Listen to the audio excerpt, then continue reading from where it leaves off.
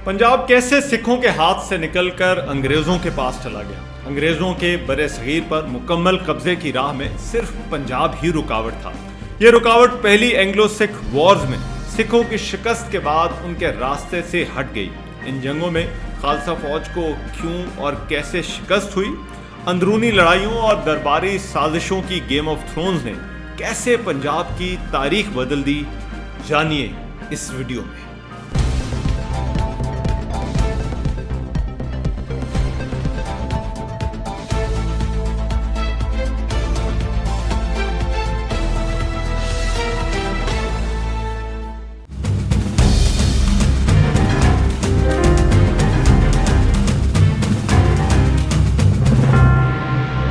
महाराजा रंजीत सिंह ने पंजाब में एक मजबूत हुकूमत कायम की थी। इससे पहले सिख मिसलों ने भी अरसा यहाँ राज किया। पंजाब का यह खित्ता एक तरफ अफगानिस्तान से आने वाले हमलावरों और दूसरी तरफ अंग्रेज सरकार होने के बावजूद अपना वजूद कायम रखे हुए था। लेकिन फिर यहाँ सिखों का राज अंग्रेज फौज से शिकस्त के बाद खत्म हो गया। ये जंगें और पंजाब का सिखों के हाथों से निकल जाना दो मरहले में हुआ, जिन्हें एंग्लो सिख वॉर्स कहा जाता है। पहली एंग्लो सिख वॉर 1845 के आखिर में और 1846 के पहले 2 महीनों में हुई। दूसरी एंग्लो सिख वॉर्स 1848 और 1849 में। ये जंगें बहुत खौफनाक थीं। इन दोनों जंगों और लड़ाइयों में एक तरफ अंग्रेज़ों को मिलिट्री सुपीरियॉरिटी हासिल थी और दूसरी तरफ पंजाब की वेल ट्रेंड खालसा आर्मी। लेकिन ये पंजाब की तारीख का वो मोड़ था और वो साल थे जिसने अंग्रेज राज की न सिर्फ पंजाब बल्कि पूरे बरे सगीर पर कब्जे की राह हमवार कर दी, क्योंकि पंजाब एक आखिरी रुकावट थी जिसकी शिकस्त के बाद अंग्रेज यहाँ काबिज हो गए। इसके बाद कंपनी सरकार की बजाय यहाँ ब्रिटिश क्राउन आ गया और अंग्रेजों का ये राज अगले 100 साल तक कायम रहने वाला था। ये लड़ाइयाँ कब और कैसे हुई, इसके लिए पहले उस माहौल को समझना जरूरी है। जब एक तरफ अंग्रेज पंजाब में अपने कदम जमा रहे थे तो दूसरी तरफ लाहौर दरबार, जिसमें गेम ऑफ थ्रोन्स की जगह हर कोई तख्त के या तो खुद ख्वाब देख रहा था या किसी को उस पर बिठाने के, ये दरबार अंदरूनी इख्तलाफात और साजिशों का शिकार था। महाराजा रंजीत सिंह 19वीं सदी के आगाज में पंजाब का महाराजा बना था। सिख एम्पायर उसके दौर में खासी ताकतवर हो गई थी। रंजीत सिंह ने हालात देखते हुए ब्रिटिश ईस्ट इंडिया कंपनी के साथ एक नॉन एग्रेशन एग्रीमेंट भी साइन किया था, जिसके तहत दरिया सतलुज को दोनों के दरमियान एक बाउंड्री डिक्लेयर किया गया था। ये अरेंजमेंट ब्रिटिश सरकार को भी सूट करती थी, क्योंकि पंजाब अफगानी हमलावरों और ईस्ट इंडिया कंपनी के इलाकों के दरमियान एक तरह से बफर स्टेट थी। लेकिन रंजीत सिंह का राज फैलता जा रहा था। तिब्बत से लेकर सिंध और लुधियाना से लेकर आज का खैबर पख्तूनख्वा भी इसमें शामिल था। ईस्ट इंडिया कंपनी की नज़र न सिर्फ पंजाब की फैलती सरहदों पर थी, बल्कि वो अफगानिस्तान तक पहुंचने के ख्वाब भी देख रहे थे। रंजीत सिंह के होते हुए वो ऐसा कोई एडवेंचर नहीं करना चाहते थे, लेकिन फिर महाराजा रंजीत सिंह की मौत ने ये सब कुछ बदल कर रख दिया। महाराजा 1839 में इंतकाल कर गया। महाराजा रंजीत सिंह के बाद उसका दरबार अंदरूनी साजिशों और आपस की लड़ाइयों का शिकार हो गया। पहले उसकी जगह उसका बेटा महाराजा खड़क सिंह तख्ते लाहौर पर बैठा, लेकिन खड़क सिंह का इंतकाल 5 नवंबर 1840 को हो गया और उसकी जगह उसका बेटा नौनिहाल सिंह महाराजा बना। वो अपने बाप खड़क सिंह की आखिरी रसूमात अदा करके वापस किले में पहुंचा ही था कि दाखिली दरवाजे की मेहराब टूटकर उस पर गिरी और वहीं उसका इंतकाल हो गया। उसके बाद रंजीत सिंह का दूसरा बेटा राजा शेर सिंह तख्त पर बैठा। सितंबर 1843 में राजा शेर सिंह, उसका बेटा प्रताप सिंह और उसके खानदान के बाकी लोगों को कत्ल कर दिया गया। इल्जाम लगा कि शेर सिंह को अजित सिंह ने कत्ल करवाया है, जो कि खालसा फौज से ही था। इसके बाद अजित सिंह ने दलीप सिंह को तख्त पर बैठाया, जिसकी उम्र सिर्फ 6 साल थी। लेकिन इसके बाद 1843 में अजित सिंह भी मारा गया। 1 नवंबर 1844 को रानी जिंदा ने, जो कि नौमर महाराजा दलीप सिंह की मां थी, उसने दरबार का कंट्रोल संभाल लिया। उस दौर में एक तरफ तो पंजाब की ये गेम ऑफ थ्रोन्स अपनी पीक पर थी, दूसरी तरफ रंजीत सिंह की फौज उसके दौर में खासी ताकतवर हो गई थी। लेकिन 1839 के बाद दरबारी साजिशों और कमजोर राजाओं की वजह से एक पावर वैक्यूम था, जिसकी वजह से पंजाब में असल ताकत इस फौज के जर्नैलों के पास आ गई। रंजीत सिंह ने अपनी फौज को अमेरिकन और नेपोलियन फौज के वेटरन से ट्रेन करवाया था। ये सिर्फ ट्रेडिशनल सिख आर्मी की तरह एक कैवलरी नहीं थी, बल्कि किसी यूरोपियन फौज की तरह इन्फेंट्री और आर्टिलरी भी इसका हिस्सा थी। इसकी तादाद 70 से 80 हज़ार के दरमियान बताई जाती है। लेकिन इस फौज का डिसिप्लिन रंजीत सिंह के बाद एक इशू बन गया। ये सेंट्रलाइज्ड फोर्स नहीं थी। इन फौजियों की अपनी मिलिट्री कमेटियां हुआ करती थी जिन्हें पंचायत कहा जाता था, जो इन सिपाहियों के फैसले करती थी। और इस पावर वैक्यूम में उन्होंने पंजाब और लाहौर दरबार के सरदारों पर अपना असर जमाना शुरू कर दिया। ये पंचायतें एक तरह से लाहौर दरबार में एक और पावर सेंटर बन गई, जो मिलिट्री डेमोक्रेसी पर चलती थी और उनकी लाहौर दरबार से बिल्कुल नहीं बनती थी। इसका एक असर ये हुआ कि सरदारों ने इन पंचायतों को पैसे, मराहत और ताकत से कंट्रोल करना शुरू कर दिया। ये ऐसे ही था जैसे रोमन आर्मी और उसके जनरल्स एक वक्त में रोमन एम्पायर से भी ताकतवर हो गए थे। कहते हैं एक दरबारी साजिश के नतीजे में वजीर जौहर सिंह, जो कि महारानी का भाई था, उसे भी खालसा फौज ने मार दिया तो लाहौर दरबार को इस फौज से खौफ आना शुरू हो गया। पंजाब की इन गेम ऑफ थ्रोन्स ने सिखों को अंदरूनी तौर पर बहुत कमजोर कर दिया। यंग महाराजा दलीप सिंह के तख्त पर बैठने के बाद 1845 में महारानी ने लाल सिंह को वजीर बना दिया, जो कि रोहतास का राजा था, और तेज सिंह को उसने खालसा आर्मी का कमांडर इन चीफ बना दिया। कश्मीर के राजा गुलाब सिंह और ये दोनों लाल सिंह और तेज सिंह आने वाले दिनों में पंजाब के सिखों के हाथ से निकल जाने में मरकजी किरदार अदा करने वाले थे। ईस्ट इंडिया कंपनी पंजाब में इन तमाम तब्दीलियों को देख रही थी। दरबारी साजिशें, नौ उमर राजा, आपस की लड़ाइयाँ और एक डिवाइडेड आर्मी। कंपनी शायद इसी मौके की तलाश में थी, क्योंकि इससे बेहतर मौका उन्हें नहीं मिल सकता था। इन हालात में अंग्रेज फौज ने बॉर्डर पर अपना बिल्डअप शुरू कर दिया और कहा कि लाहौर दरबार के हालात के पेश नज़र ये तैयारियां की जा रही हैं। गवर्नर जनरल लॉर्ड हार्डिंग ने उस वक्त 1844 में अपने commander in chief general Gough से जंग की तैयारियों पर बात शुरू कर दी। लॉर्ड हार्डिंग ने 23,000 फौज मजीद बॉर्डर गैरिजन में पहुंचानी शुरू कर दी। अंग्रेज फौज ने फिरोजपुर में अपना एक कैंटोनमेंट भी कायम कर लिया था। ये सतलुज के किनारे से चंद मील ही दूर था, जो कि दोनों के दरमियान एक बाउंड्री थी। पंजाब के दूसरे बॉर्डर सिंध पर अंग्रेजों ने 1843 में ही कब्जा कर लिया था और ऐसे लगने लगा कि अंग्रेज पंजाब को एनसर्कल कर रहे हैं। अगरचे अंग्रेज हिस्टोरियंस का यह कहना है कि अंग्रेज ये जंग नहीं चाहते थे, लेकिन इस कदर तैयारियों का मकसद महज डिफेंस नहीं था। सिख फौज में बॉर्डर पर अंग्रेज फौज के इस बिल्डअप पर खासा गुस्सा था। ये क्लियर सिग्नलिंग थी। कुछ सिख सरदारों का ख्याल था कि अंग्रेज अपनी 1842 में अफगानिस्तान की डिजास्टर्स कैंपेन के बाद बहुत कमजोर हो गए थे और ये मौका उनको शिकस्त देने का भी हो सकता है और उन्हें हिंदुस्तान से निकाला भी जा सकता है। लिहाजा दोनों तरफ लोग मौजूद थे जो इस जंग के माहौल को हवा दे रहे थे। फिर कुछ वाकयात ऐसे हुए जिसकी वजह से ये टेंशन और ज्यादा बढ़ गई। लॉर्ड हार्डिंग के लाहौर में एजेंट मेजर ब्रॉडफुट ने एक सिख मैजिस्ट्रेट पर फायरिंग करवा दी जब वो सतलुज क्रॉस कर रहे थे। मेजर ब्रॉडफुट सतलुज के पार इलाकों को भी क्लेम करने लग गया, जिसकी वजह से हालात खराब होते जा रहे थे। एक थ्योरी ये भी है कि जंग का फैसला करने में रानी जिंद कौर, वजीर लाल सिंह, तेज सिंह और गुलाब सिंह का अहम किरदार था, जो सब खालसा फौज को कमजोर होता देखना चाहते थे ताकि दरबार का कंट्रोल फिर से उनके पास आ सके। इनको लगा कि खालसा फौज की शिकस्त की सूरत में वो अंग्रेज सरकार की मदद से ऐसा करने में कामयाब हो जाएंगे। ये वो माहौल था जब अंग्रेजों और सिखों के दरमियान पहली एंग्लो सिख वॉर का आगाज हुआ। जब ये एंग्लो सिख वॉर शुरू हुई तो उस वक्त सिख आर्मी की तादाद एक अंदाजे के मुताबिक 53,000 थी और इसमें पंजाबी और कश्मीरी भी शामिल थे। इनमें 1000 अकालीज की कैवलरी यूनिट भी शामिल थी जो कि फेयरलेस वॉरियर समझे जाते थे। लेकिन इस फौज की कमांड तेज सिंह के पास थी, जिसके मुतालिक इल्जाम लगाया जाता है कि वो जंग के दौरान मुसलसल ईस्ट इंडिया कंपनी की फोर्सेस को सारी इंफॉर्मेशन देता रहा। बल्कि ये भी कहा जाता है कि वो अंग्रेज फौज से डायरेक्शंस लेता रहा। अंग्रेज की फौज में अंग्रेज अफसरों की तादाद तो कम थी, लेकिन ये ज्यादातर नेटिव्स पर ही मुश्तमिल थी।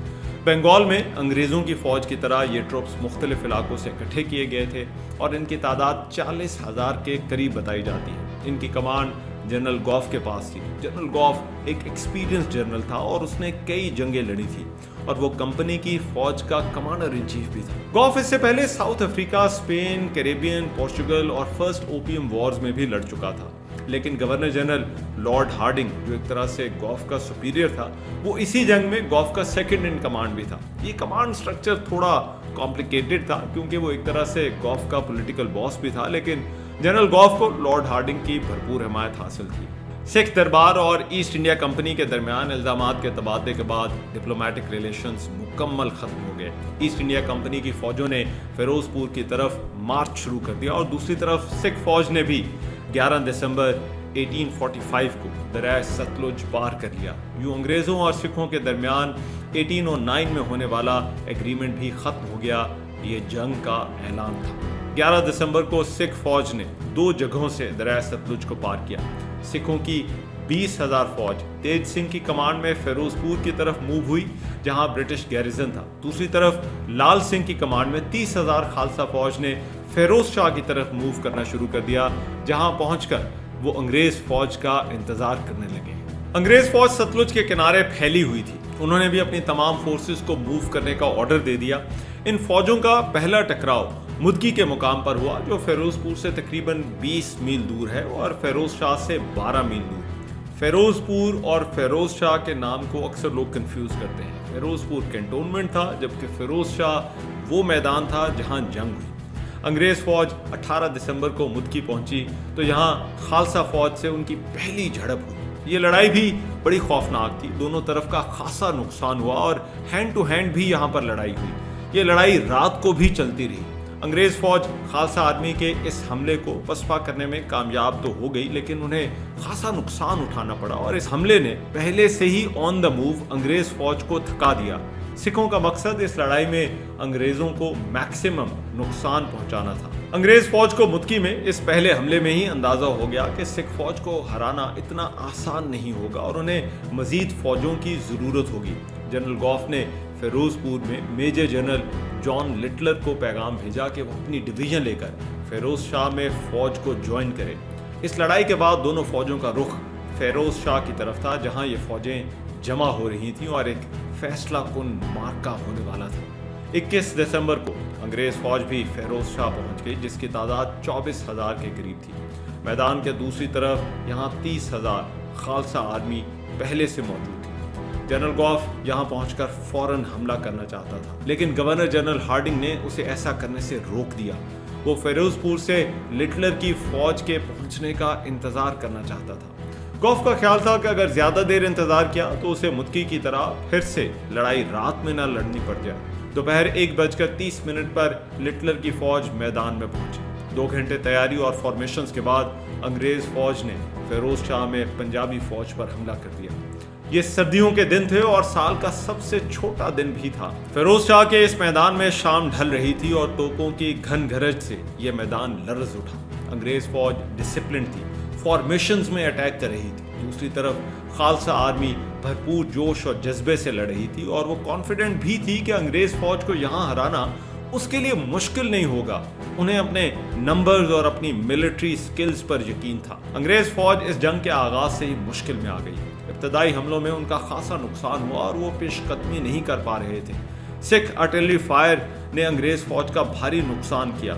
एक हल्ले में तो कहते हैं अंग्रेज फौज के 62nd रेजिमेंट के 260 लोग सिर्फ 10 मिनट में मारे गए। अकाले इस ब्रिटिश दस्तों के साथ 10 बदस लड़ रहे थे। इतने में रात हो रही थी, जिसकी वजह से जंग और मुश्किल होती गई। लेकिन इसके बावजूद अंग्रेज फौज सिख डिफेंसिव लाइन पर बार बार हमले कर रही थी। दिन छोटा था और रोशनी खत्म होने के बाद जंग में कंफ्यूजन भी थी।